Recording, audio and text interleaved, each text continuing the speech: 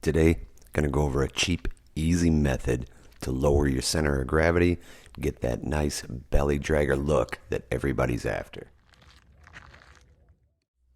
Okay, so not a whole lot needed to make this one happen. Really doesn't take a whole lot of time. Able to complete this in, say, 30 minutes start to finish. You're going to need to take your vehicle of choice, remove the shocks, and break them down to the point of having a bare piston shaft. That's what you need the access to. The only additional item that you need is I would recommend go out to the dollar store. I picked these up for $1. The dollar store for some click style ballpoint pens. Now each pen has got its own spring style, so you might end up going through a few different brands to find one that you like. Different thicknesses, different stiffnesses, but you're going to need to take that pen apart. And I recommend buying a pack of 4 or larger because you want all 4 to be the same. Once you've got the pen apart, you're going to take its internal spring out, and that's what we're stealing. You can slide that internal spring over that piston shaft.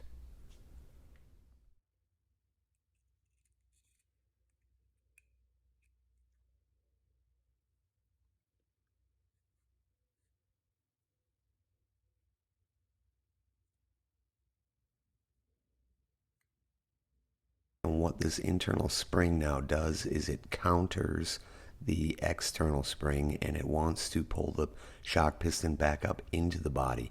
You can see side by side on the left is a stock unmodified shock, on the right is the modified shock with the pen spring mod, and it makes the at rest position of the shock different as more of a compressed state.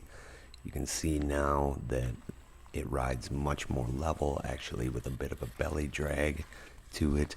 Keeps the center of gravity lower. It has greatly improved the sidehilling capabilities as well as climbing. It's got a lot of benefits with very few downside trade-offs. One would be to keep in mind that you do lose a couple millimeters of overall shock travel. And the reason for that is now you have that internal spring in there, so you do lose the height of it when it is fully compressed. So in most cases, that's in the neighborhood of 2 to 4 millimeters. So keep that in mind. You do lose a bit of overall travel, but it's not a lot, and I think that the pros outweigh the cons. Just a disclaimer that I'd like to add before anybody undertakes this modification. If you're already fully aware and familiar with how to properly disassemble a metal shaft oil filled coil-over RC shock, go ahead and proceed. If you're not sure, there's a lot of great content on forums, chat rooms. Search it here on YouTube. You just want to make sure that you don't mar that shock shaft in any way. If you score or gouge that shock shaft by just grabbing a hold of it with a pair of metal pliers, what you're going to end up with is a basically destroyed, or at a minimum a leaky shock that leaks shock oil. Chances are better you're going to end up with a shock that is just basically useless now.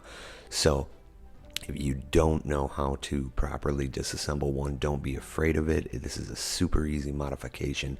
I just would say make sure that you look into another video by somebody else on how to disassemble a shock correctly.